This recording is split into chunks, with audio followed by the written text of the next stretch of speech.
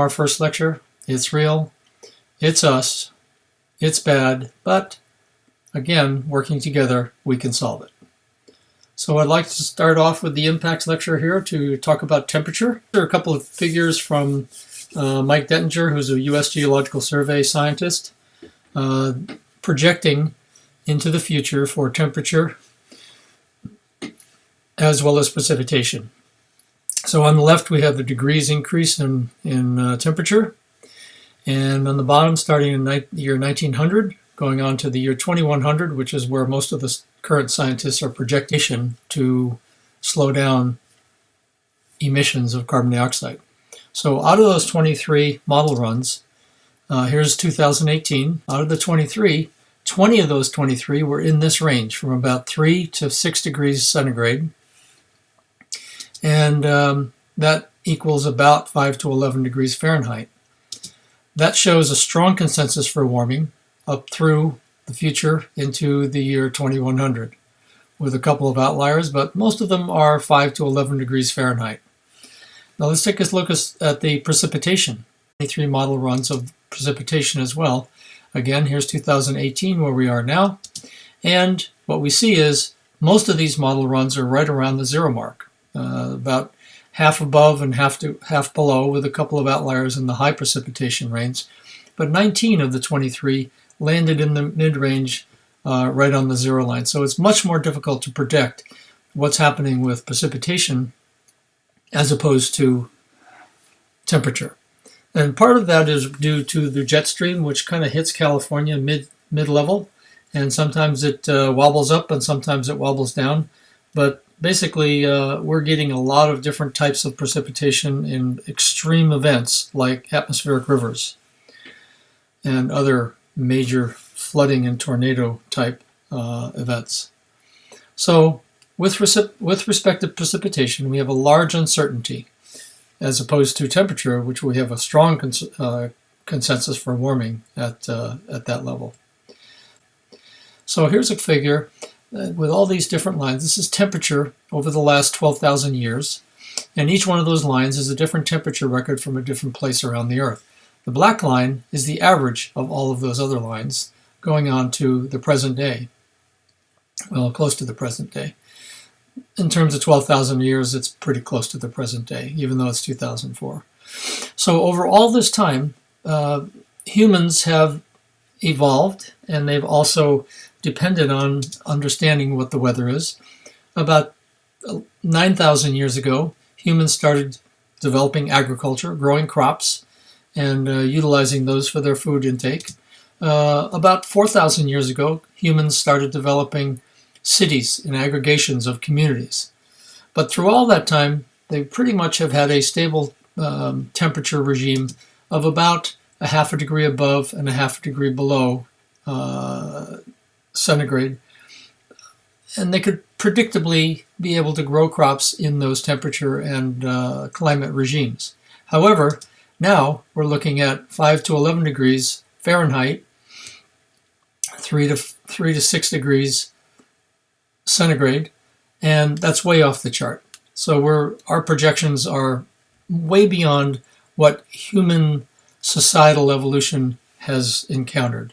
How are we going to grow our crops in a much warmer environment? What are the health results and impacts going to be? No one really knows yet. So here we are. We saw this figure before. This is carbon emissions over here, increasing over time from 1990 to 2100. Again, we're using the 2100 range. And the temperatures over here that would result in. So currently, we're right around this region here. This is the baseline. This is what we're doing right now. This is business as usual. Here's 2018. And if we continued on our trajectory now, this is the increase that we would see from somewhere around 4.8 to 8.6 Fahrenheit. Now, if we actually move down to the current policy projections for what the countries have in store for the future now, without the Paris Accord, this is what we'd be looking at if they followed those current policy projections, somewhere between 6 and 7 degrees Fahrenheit. If we really want to start enacting the pledges that were at the Paris Agreement, we'll then be looking at somewhere between 2.5 and 2.8 degrees centigrade, or 4.5 to 5 degrees Fahrenheit. Now, if we really want to get excited about it and really go for reducing emissions and pulling carbon dioxide out of the air, we could get below, either at or below or near 2 degrees centigrade, or even below below to 1.5 degrees centigrade, but we'd still be in the realm of about 3 degree increase by the time we reach 2100. So what are the results? What are the impacts that brings us? Well, the health impacts involve child vehicular heat stroke deaths by calendar year, starting in 1990 here, moving on up all the way to 2016 is where this chart is. Definite increase in those vehicular child deaths. In terms of where heat strokes and vehicular deaths are occurring, the darker colors, the red colors, are higher in the 20s per 1 million individuals of children less than 14 years old, and the lighter colors are less. Obviously, the northern states have lower, except Idaho, and the southern states more. It's hotter down there. They have more of those deaths occurring per capita. So, what kinds of phenological changes are going to occur? Now, remember, when we talked about in the first lecture, we have changing of the timing of ecological processes, such as the first buds or flowering times on plants, migrations of birds and mammals, migration patterns and distribution in latitudinal ranges are changing, breeding seasons are changing, and related processes, and reproductive output and timing for the birds, the bees, the trees, and all other animals and plants. So there's a couple of places where we're following this and recording what's happening in terms of a phenological process. National Phenology Network and the Ocean Biogeographic Information Center are both places where you can find information on those ecological phenological changes. So what's happening in terms of range shifts? Bird species are tending to occur further north. They're migrating further north. And this just shows an average distance moved north in miles, anywhere from 10 miles to sometimes up to 60 miles further north now than they have been since 1965. So this is the average in the middle. This is the range of different bird species, 305 bird species that are traveling further and further north to get into the temperature regimes that they were used to earlier. And these are just some of the individual movements in terms of their ranges, starting out in the early days of 1966, 67, and then moving up in terms of the 2005, 2006 range. So each one of these different bird species started out at the gray dot and now have been spending their winters up in where the blue dots are. Significant range shifts in these species of birds. And biological diversity. We're losing so many more species now. Here's the normal extinction rate. This is kind of a conceptual diagram, not individual numbers, but 5 times normal extinction rate for fish, reptiles, and amphibians as we move from the 1500s to the 2000s. 8 times normal extinction rate for all vertebrates. 13 times normal extinction rate for birds, and 14 times normal extinction rate for mammals. And we're feeling like the 6th major extinction has begun. There's the Industrial Revolution, and here's how increases in all of these extinction rates have spiraled upwards ever since that period of time. So this is on a very low trajectory, and then it started going upwards much faster. Same with the mammals and birds, and both of them, mammals and birds. So let's talk about oceanic systems and what's happening with them. Here's our favorite Greek god Poseidon, or if you're Roman, he's Neptune, the god of the sea. Let's talk about temperature, sea level rise, and ocean acidification, global ocean currents, and polar ecosystems. So Let's start with upwelling in El Nino. Coldest winter I ever saw was the summer I spent in San Francisco. I can't remember exactly who that was. Maybe you guys can help me out a little bit here. Oh, it was Mark Twain. Sorry. Now, why was it that Mark Twain was saying I spent the coldest winter that I ever saw was in summer I spent in San Francisco? Well, he was cold during those times, and the coldness comes from the fog. Well, where does the fog come from? Basically, the fog actually produces an environment that supports the redwood forests along the coasts. And the redwood forest provides habitat and resources for a tremendous community of other animals and plants that go along with it. Without the fog, we would not be able to support that huge redwood community there. So what we have in our coast is upwelling. All these red zones are upwelling zones. They tend to occur on the west coasts of major continental landmasses. And they're important, and especially for fisheries, oceanic conditions, and let's talk about that. El Nino events tend to slow down the normal winds and upwelling that occur along our coasts, both in North America and in South America. So here's the diagram that shows what's happening during an El Nino event. A normal event would be with winds blowing from the north to the south along our coast. Those winds spiral down and they move because of the spinning of the earth and the Coriolis effect. Those winds push water out to sea. They spiral around this way and push surface water out to sea. That surface water leaves a void in close to shore and has to be replaced by something. And it gets replaced by upwelling water from deep 1,000 or 2,000 feet down, which is cold and it is nutrient rich. And it moves up to the surface to replace this water that's disappearing as the northerly winds push that water out to sea. So that's called upwelling. That's the normal process. And upwelling, actually, when that cold, nutrient-rich water comes to the surface, it meets the warm air. So when the cold, deep water hits the surface warm water, it condenses into fog.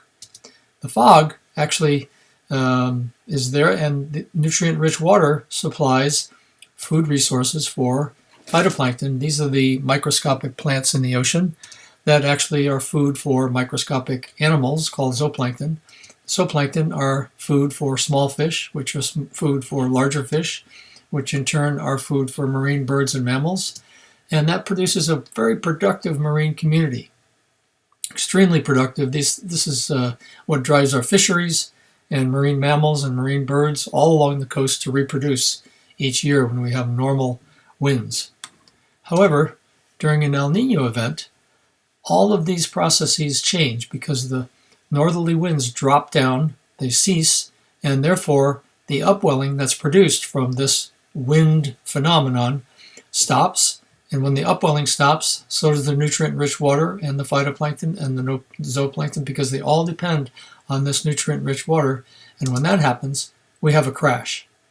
And that crash affects, again, the fisheries, which tend to be extremely low during those years. Our commercial fishermen are hurting, and marine birds and marine mammals tend not to produce or produce very little during those El Nino years. And El Ninos are believed to be increasing more and more. So as we have more El Ninos, we're also going to have lower productivity of our coastal ocean environment. So let's do a little bit of SLR here. What's SLR? Well, it's not single lens reflex camera. It is sea level rise. And why is that sea level rise occurring? Well, we've got glaciers that are melting and falling into the ocean and increasing the sea level. And some of the communities that are being affected are island communities, such as those in the Maldives. So sea level rise is caused by a variety of different factors. There's too many to go over today, but basically there's two primary factors. About 50% of the sea level rise is coming from the melting of glaciers and ice caps. Another 50%, approximately, is coming from seawater expansion. Now, it's not very logical or practical to believe that water can expand that much but it actually does. Water expands tremendously, and 50% of the sea level rise is due to this seawater expansion. Another 50%, no, that's 150%. Never mind, no, just 100%. Okay, let's take a look at the historical mean sea level over the last 2,500 years. Here we are in the Industrial Revolution. Here we are today, somewhere around 2018. And here's the global sea level pumping around at about minus 0.4 feet. And then all of a sudden, after the Industrial Revolution, we got a little dip, and then it starts going up exponentially. So global mean sea level has risen about 7 to 8 inches since 1900, with about 3 inches since 1993. And that rate is increasing. Before 1900, it was about 0.43 inches per decade. After 1990, about 1993 to 2012, it went up very high and was like 3 times that at 1.22 inches per decade. This is a study in 2017 by the National Academy of Science. This is the Proceedings of the National Academy of Science paper that had this out.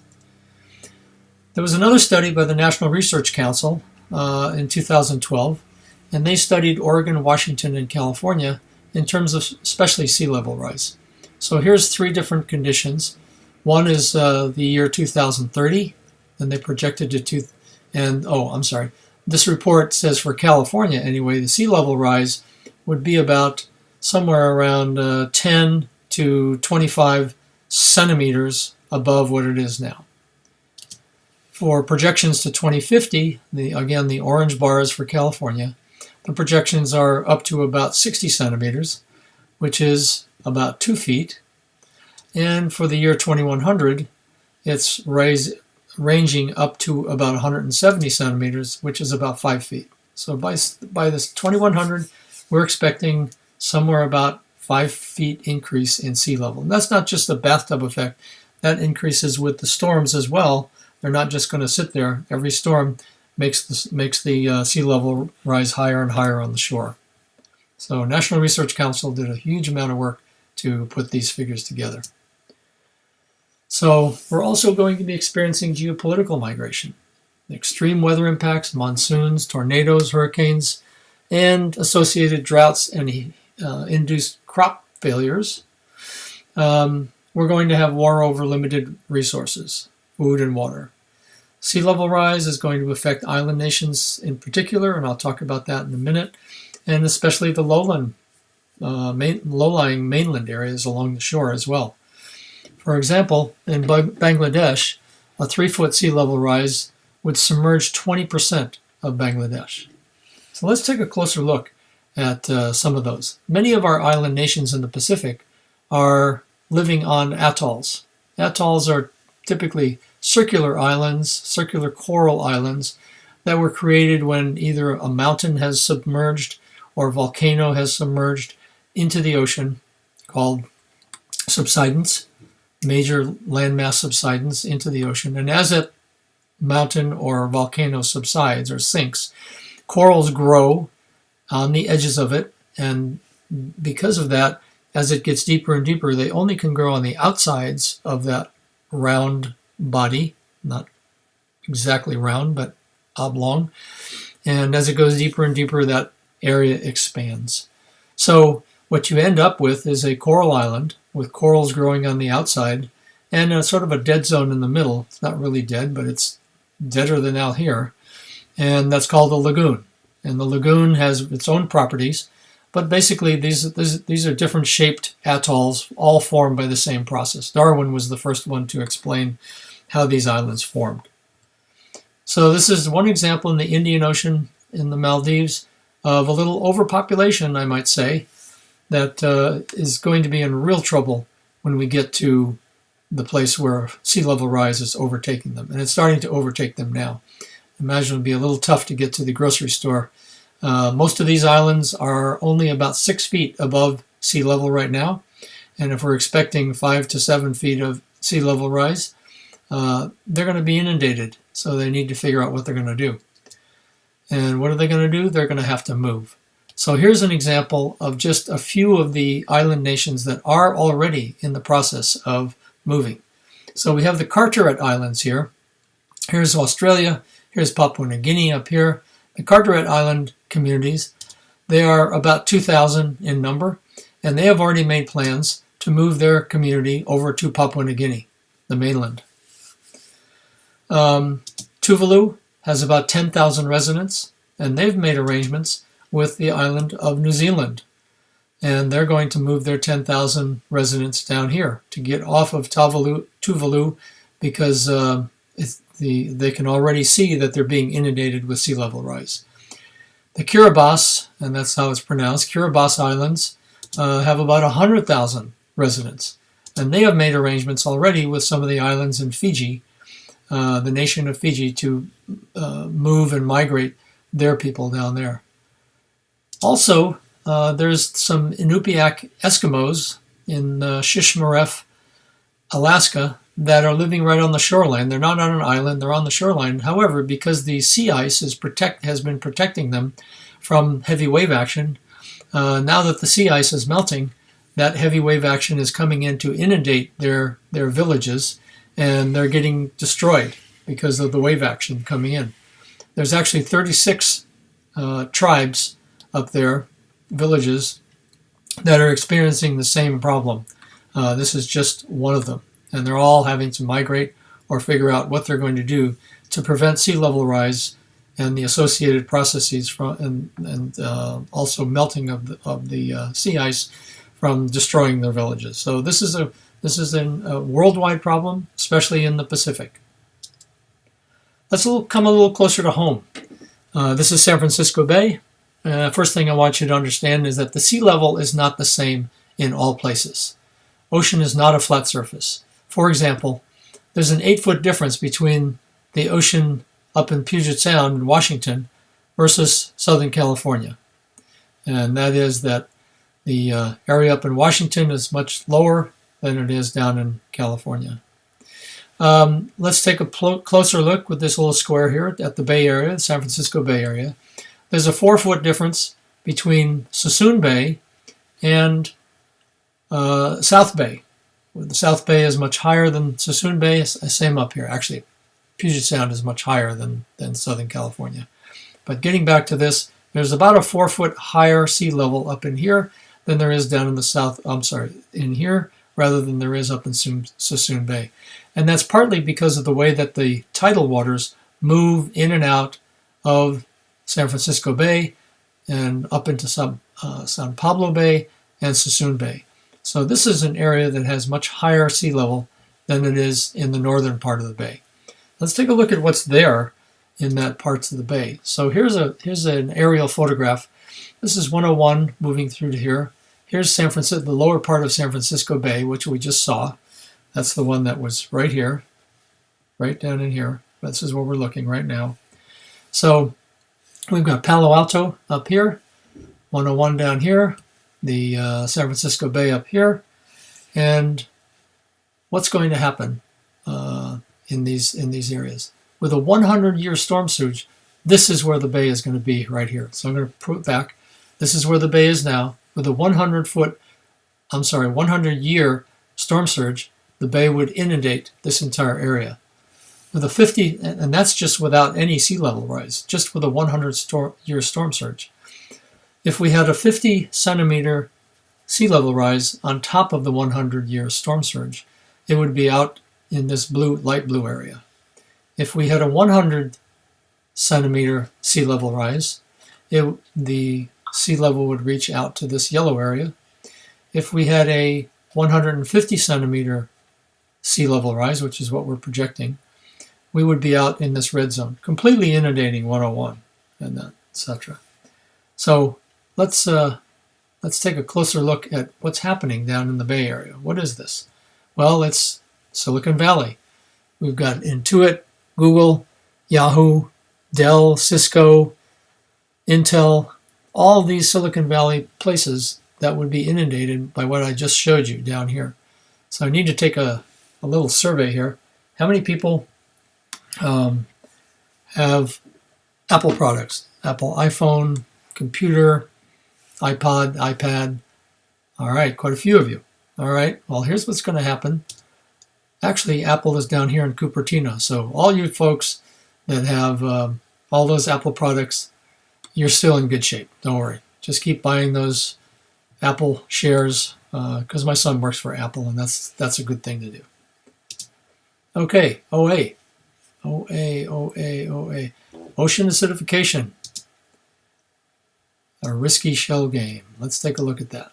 So here's that same increase in carbon dioxide that we saw with Keeling's graph in the first lecture. This is carbon dioxide going up and up and up on an annual basis every year. And as the carbon dioxide increases,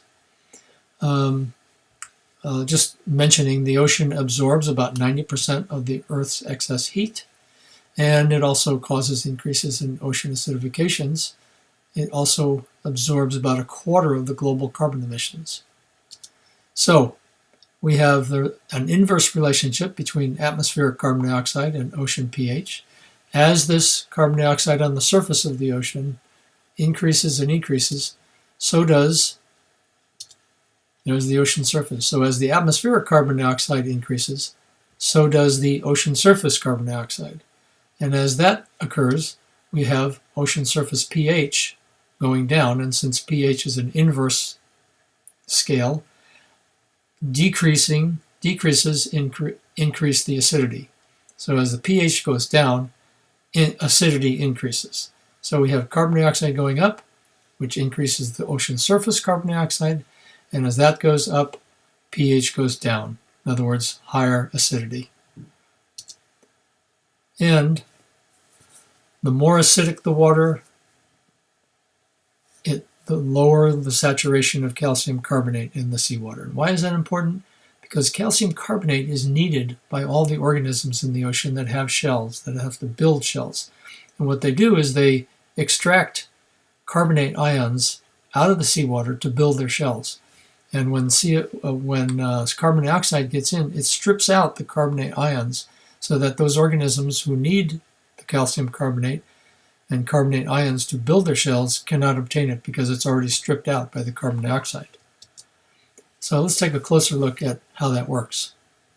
So here's the formula. CO2 plus H2O plus the carbonate ions yields 2 bicarbonate ions. And when you increase the CO2, you get increased stripping of that carbonate ion out of the water. So there's two things that are happening. One is they're forming this carbonic acid, which actually in itself can dissolve shells. And here's a picture up here of a larval shell of a snail. And as we have carbonic acid, it starts to deteriorate the calcium carbonate in the shell, and they end up deteriorating the larva, and the larva dies. So that's the first negative aspect, is that the acid is physically deteriorating larval shells. Second of all, the carbonate ion is being stripped out of the water so that it impedes calcification, because the organisms in the ocean that need those carbonate ions to build their shells is disappearing because the CO2 is stripping out those carbonate ions, causing acid in the environment. So on two counts, CO2 is really impacting organisms that have shells. So since 1850, the pH of the oceans has decreased by about 0.1 pH units, and that's about a 30% increase in acidity. That's huge. So here's many of those shell-bearing organisms that we love to eat: oysters, scallops, abalones, sea stars. I don't know how many of you eat sea stars, but they have an internal skeleton, so they need those carbonate ions as well. And snails, corals, all of those organisms need calcium carbonate to build their internal or external shells. And today the oceans are 26% more acidic than they were before the Industrial Revolution.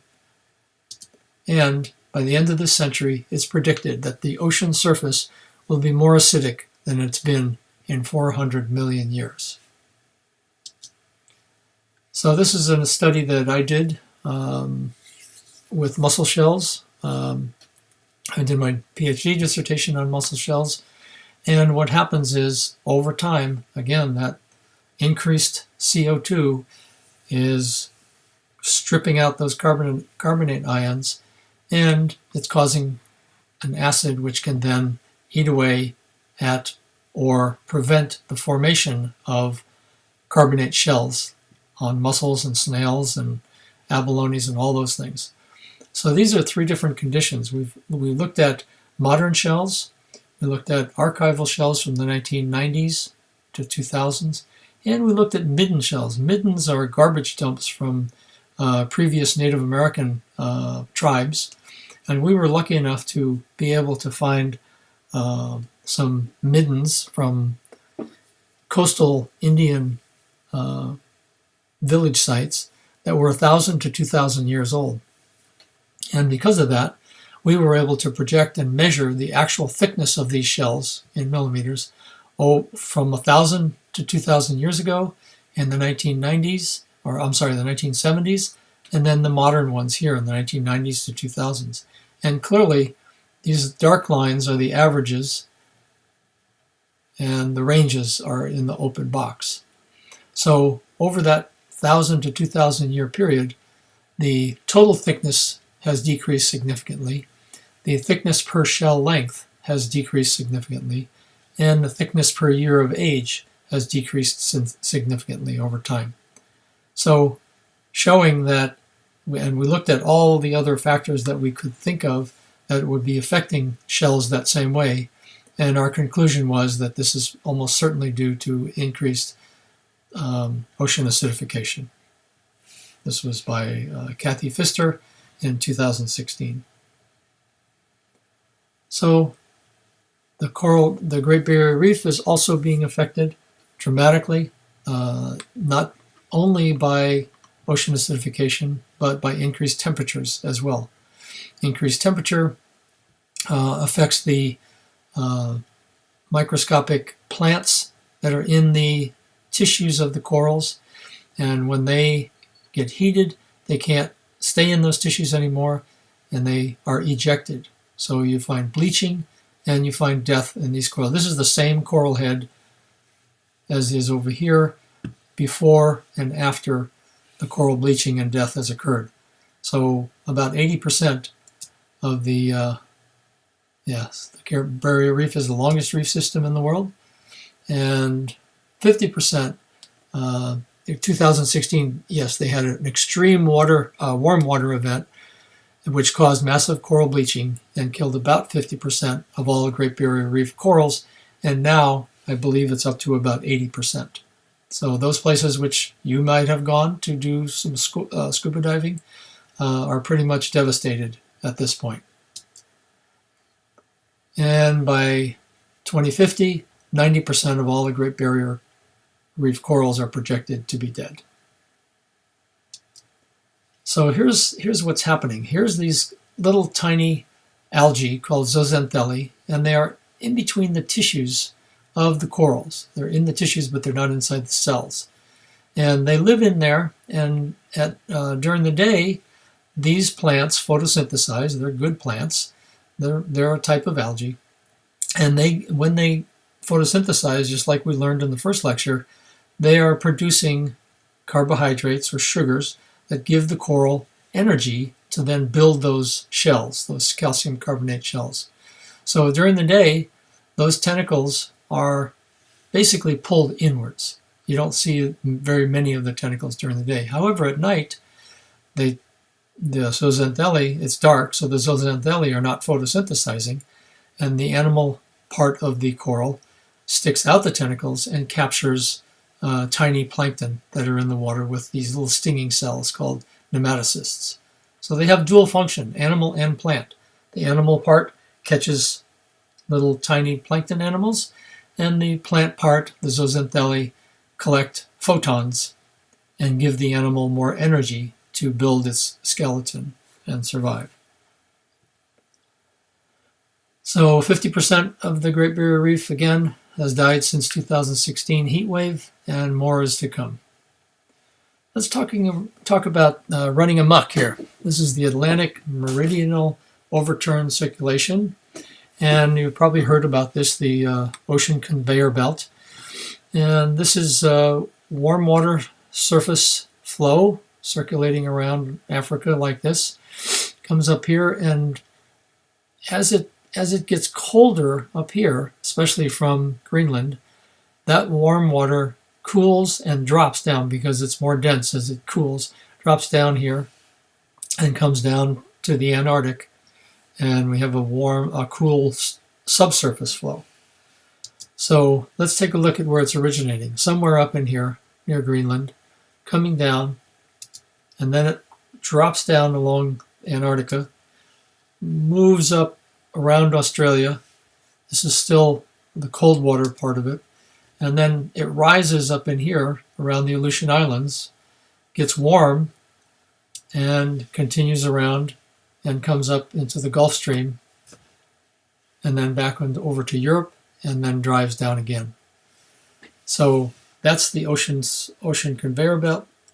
And what we don't know is what's going to happen as this continues. Right now, we've seen that the circulation of this ocean conveyor belt has been slowed down considerably. It's gone down by 15% in the last 50 to 70 years. What that's causing is cooling in the North Atlantic waters. And the North Atlantic waters is also being cooled because a lot of the ice is melting from not only the Arctic, but also Greenland, which may be causing some of this. It'll cause increased warming on the east coast of the United States. And it'll increase the North Atlantic storms, and it will increase the coastal sea level on the east coast as well. And what's happening is that it will decrease the nutrients for fish in this area. We're not really sure what the long-term consequences of that will be, but basically we're just watching it very carefully to see what's happening with the slowing of this ocean circulation conveyor belt. So what's happening with the poles? Here's the Arctic, North Pole, basically sea ice up here. Antarctic, basically a continent with ice on top of it. And here's East Antarctica, here's West Antarctica. This is the Antarctic Peninsula that sticks up below South America. So Greenland, let's stick with the Arctic first. Greenland ice sheets are declining tremendously during this period, excuse me, starting with 2002 and moving on to 2016, continually declining. So Greenland and the Arctic are both moving in the direction of melting ice. So here is the ice mass as of 2002, and now 2016 it's really diminished. So here's the Arctic sea ice. You can see a comparison between 1984 visually and 2016, how it's really melted a huge degree. And here you can see different perennial sea ice areas by age. So here's the 1 to 2 year ice, here up to 4 year ice. So in 1984, the majority of ice was over 4 years old. If you look over at 2016, here's the 1 to 2 year ice, here's the 4 year ice. It's hugely diminished. So only being replenished in the winter when it snows. It isn't accumulating anymore. It's deteriorating tremendously. So most of the ice now is all new ice, not old ice like you used to see previously. So this is the Arctic sea ice in addition to Greenland, which we saw before, declining. The Arctic sea ice is continuing to decline as well, the same direction. So let's take a look at Antarctica. Antarctica's NASA's Ice Bridge Mission Program, Project Midas, is monitoring the ice in the Antarctic.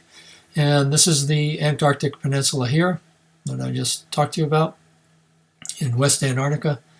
And this is the Larsen C ice shelf over here.